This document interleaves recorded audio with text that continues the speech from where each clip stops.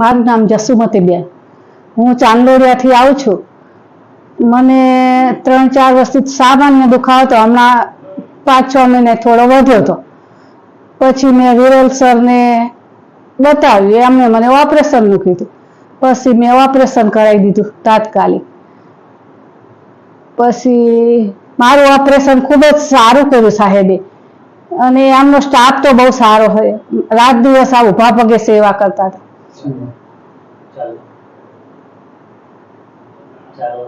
અને મને સીડી ચડવાનું ચાલવાનું તો બીજા દિવસથી. અત્યારે હાલ તો હું સરસ આમ પહેલા જેવી થઈ જઈ. સેજ દુખાવો નહીં થતો અત્યારે હાલ.